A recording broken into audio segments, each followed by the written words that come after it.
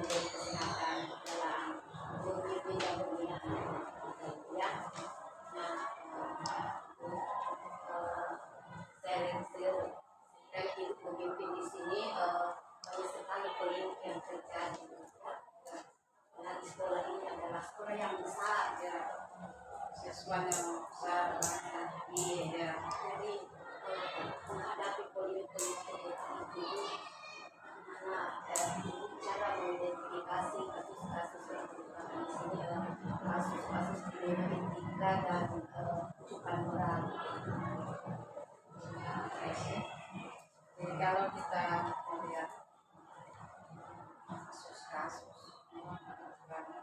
hampir setiap hari ya, jadi kalau kita dalam mengidentifikasi ya secara khusus tidak diidentifikasi, sudah biasa kita lihat apakah ini anak melakukan pelanggaran, apakah termasuk pelanggaran ringan atau berat. Sebenarnya tidak langsung mengambil suatu keputusan. Kita melihat dulu sampai mana pelanggaran yang dilakukan oleh seseorang. Jadi kita lihat saja apakah hanya pelanggaran ringan atau bukan saja teguran, pengarahan, pelanggaran berat ya. Tata tertib yang berlaku ya, memang seperti itu. Menghadapi anak-anak yang kita lihat sekarang itu anak-anak itu banyak sekali pengaruh-pengaruh yang di luar yang dengan penggunaan HP lah. Oh iya, era digital itu sama ya. Jadi bu, bagaimana ibu menjelaskan kasus yang sering terjadi ya. Terima kasih. Saya kira ibu sudah sering melihat menyaksikan sendiri di sekolah kita bahwa dalam mengambil suatu keputusan seperti yang saya katakan tadi tidak langsung diputuskan harus keluar, harus diberi sanksi, tidak. Tapi itu di dalam aturan kita, aturan sekolah kita, pastinya kita berpatokan ke sana, tidak langsung memutuskan begitu. Nah, kalau misalnya anak melanggar, kita lihat kalau misalnya mengasuhi alasan itu ada, tapi kalau beberapa tahap ada rapat-rapat kecil atau apa namanya. Terakhir Bu, apakah pernah ada kasus di SMP ini yang pernah dipublikasikan ke media? Ini Bu, dikasih naik di Facebook. Kalau yang negatif tidak usah, nanti kita sudah selesaikan Sepanjang ada masalah seperti ini, sekolah sudah menyelesaikan dengan baik. Tapi sepanjang ini juga tidak pernah kita dengar juga ada media SSI satu dari segi macam-macam kebijakan kita ya.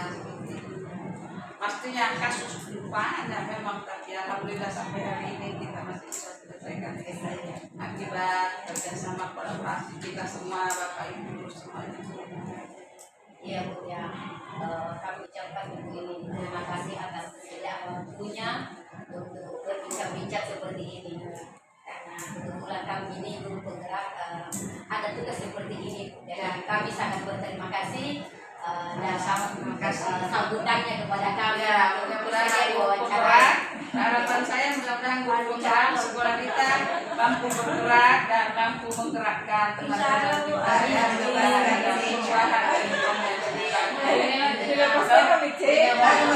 dan karena perkataan itu adalah doa. Amin. pengambilan keputusan. Tidak pengambilan keputusan. Terima kasih. Kami akan mewawancarai tentang teknik-teknik Bapak di dalam pengambilan keputusan yang dilema. Pertanyaan kami yang pertama Pak, dari sekian kasus yang ada di sekolah kita ini, bagaimana Bapak ini mengidentifikasi apakah kasus-kasus yang terjadi itu merupakan dilema etika atau rujukan moral yang terjadi di sekolah kita? Pastinya dalam satuan pendidikan itu tidak lepas dari kesalahan. disitulah kewalian kita sebagai pimpinan, bagaimana kan kita sebenarnya konsepnya ada solusi terhadap persoalan.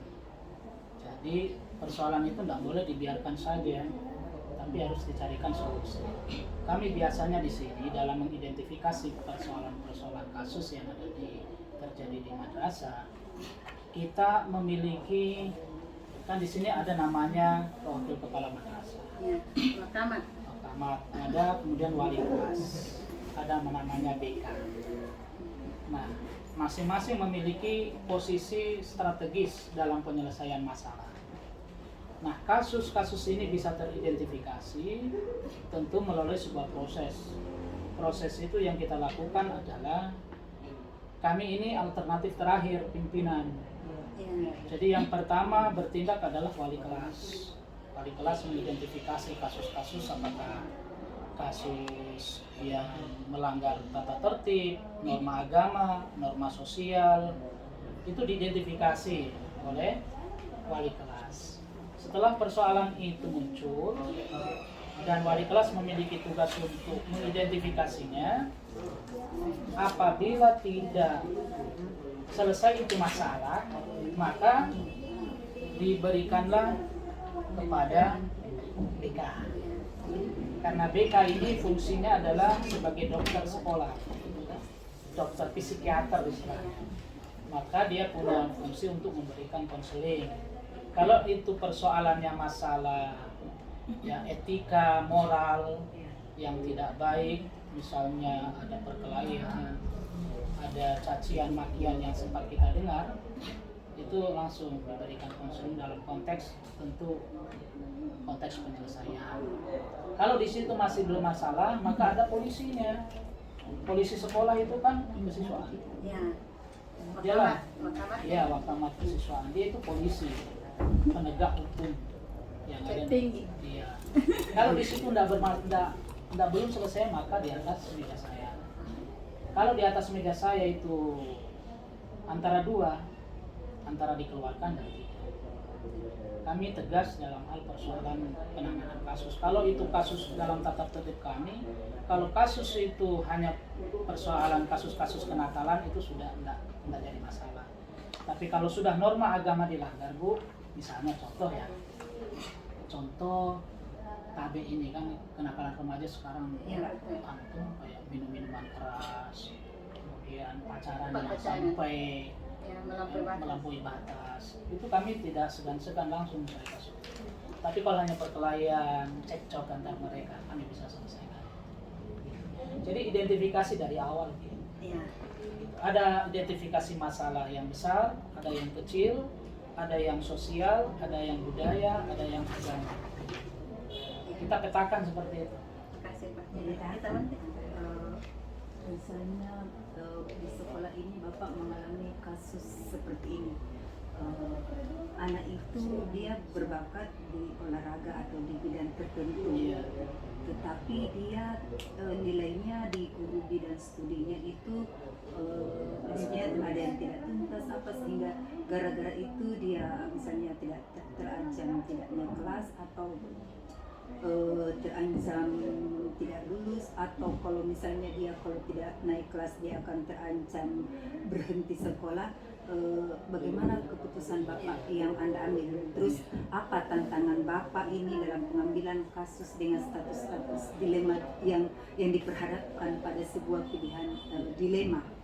Jadi kalau ada kasus begitu itu sering terjadi ya begitu ya. Nah, kita di sekolah itu banyak juga anak-anak yang kemudian dari aspek kegiatan non akademik bagus, tapi non akademiknya kurang bagus, artinya tidak mencapai standar. Padahal ini adalah sudah kenaikan kelas.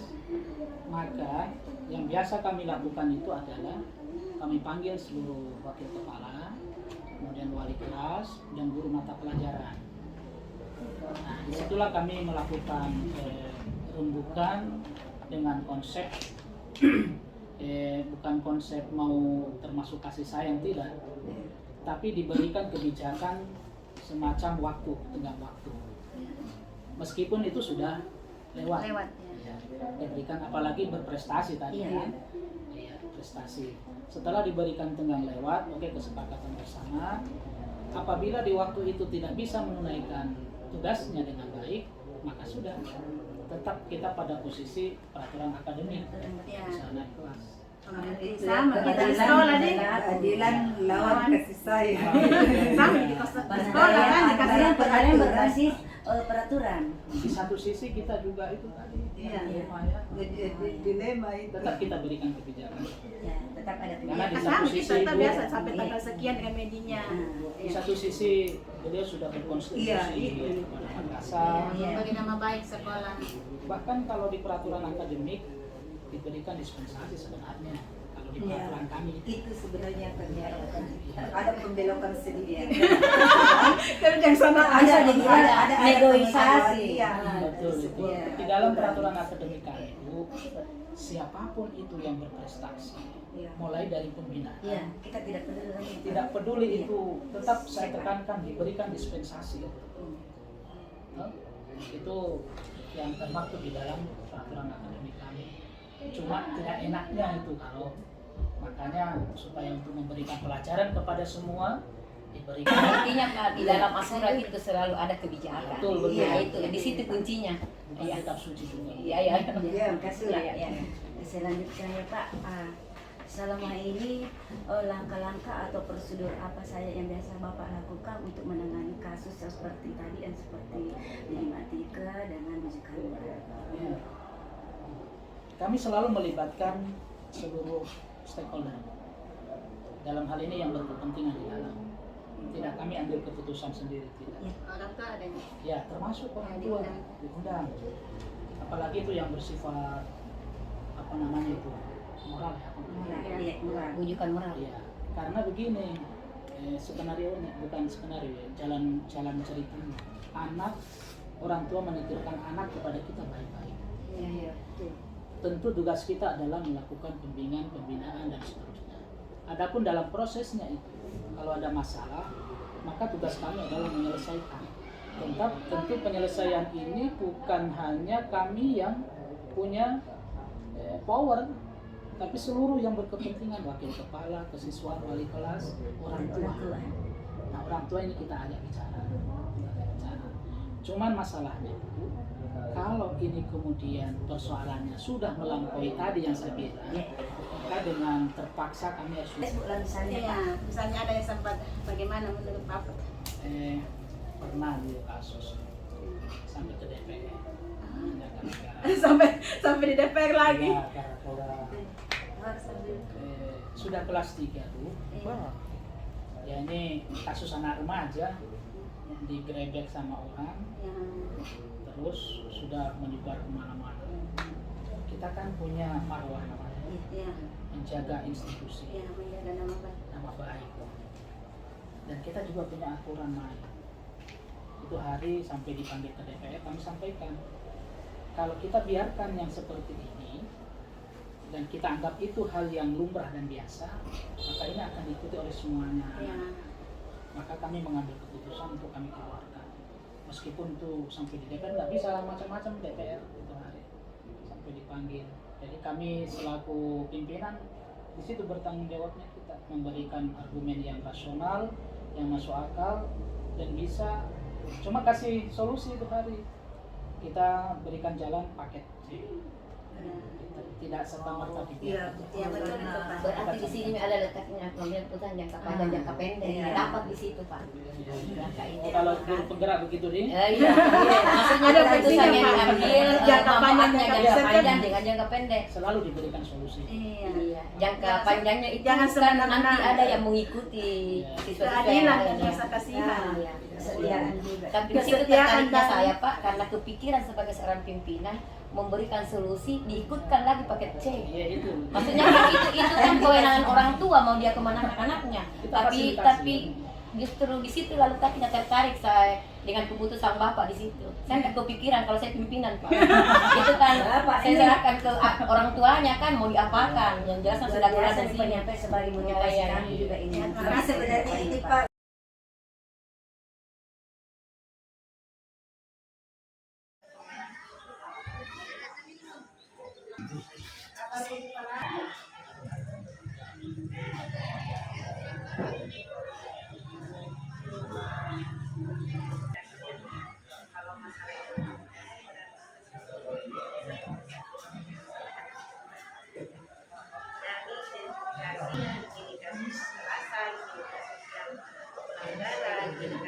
yang semuanya sangat tidak memungkinkan mereka mengidentifikasi one by one, satu persatu tidak mungkin. Maka yang harusnya kita lakukan adalah secara manusial. Bisa kita lakukan secara manusial. Kemudian untuk menjadikan anak itu mau mengusahakan apa yang menjadi permasalahannya, mereka alami. Janganlah mereka diberi ruang seperti yang wawancara formal misalnya. Tidak. Tetapi ajarlah mereka dalam suasana yang mungkin mereka untuk bisa lebih terbuka. Seperti halnya kita mengajak mereka.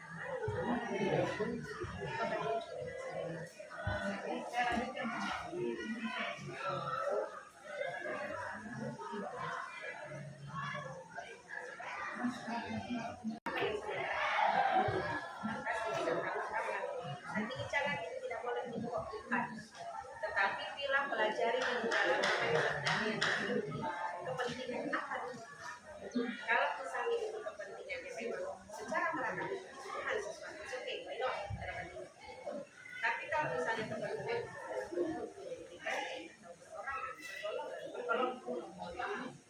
mari kita duduk rapat, mari kita bicarakan terlebih dahulu. Dan ini kita ambil sebagai satu keputusan bersama. Tapi ada yang diberikan dan ada yang kata dalam diselamatkan.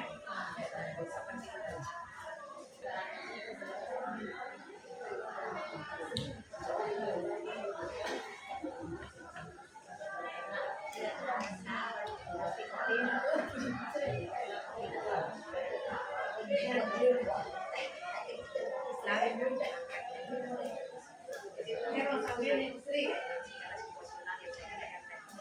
Ketika hanya dalam maka yang pertama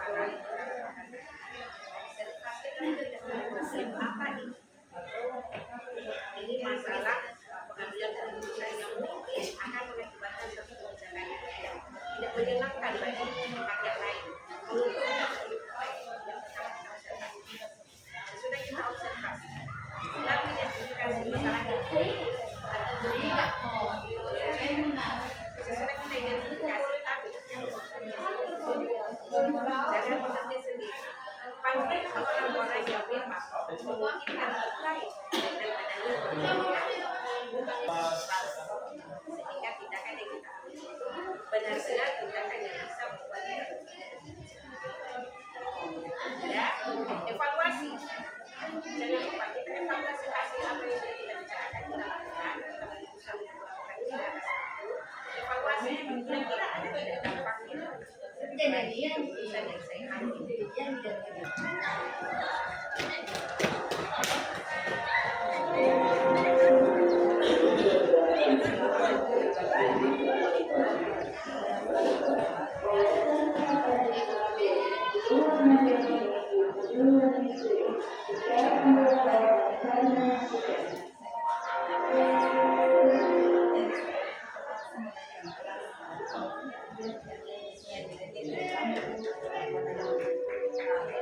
Lain ada misalnya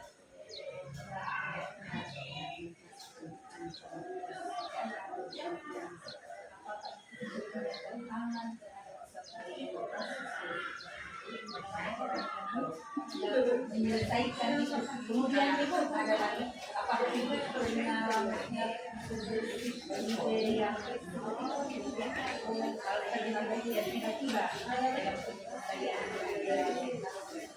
kalau kasus seperti itu hampir setiap kali kenaikan kelas itu dilema bersama hampir ya. Tapi kalau di sini yang kasusnya dihadapi yang paling umum sekolah kami menghadapi kasus yang ada di luar, kejadiannya di luar tetapi berdampak kalau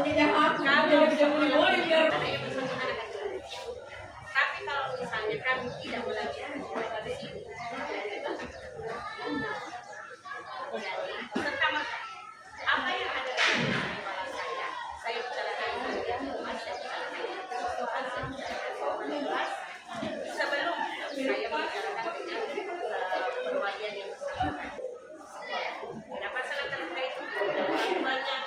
kepada semua yang mengajak di tempat itu. Kalau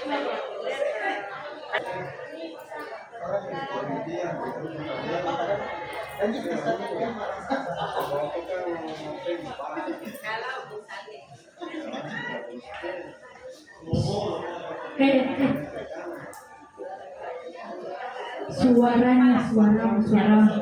Suara kita berada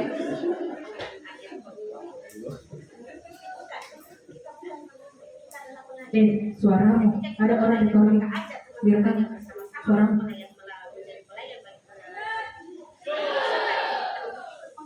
Siapa mereka? Mereka lah orang-orang yang ada di Humas, yang berada di BK, yang berada di OSIS, wali kelasnya, guru mata pelajaran sampai pada civil service. Mereka semua itu mari kita dengarkan. Tidak boleh sendiri bekerja. Ya, karena kalau misalnya sendiri bekerja itu sendiri bekerja. Jadi sendiri tidak boleh harus dibagi-bagi. Terus yang paling penting posisikan mereka terhadap proporsional kompetensi yang mereka miliki. Saya di rumah ini loh semua sudah diperkenalkan terlebih dahulu. Jadi dia akan berbicara tentang kemasannya ketika ada kasus. Dari kasus rumah saya dari prasarana, saya berada di prasarana, saya tahu apa kebutuhan siswa untuk prasarana dalam kasus ini. Dan dia akan berbicara sesuai dengan ini.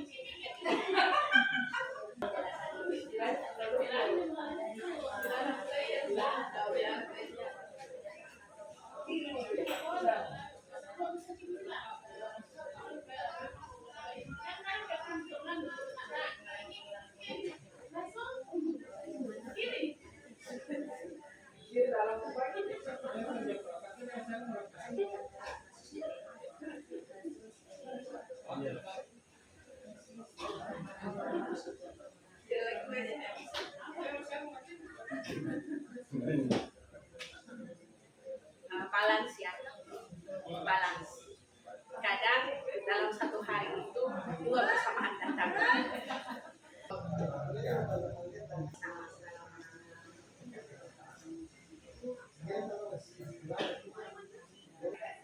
Sama-sama. Jadi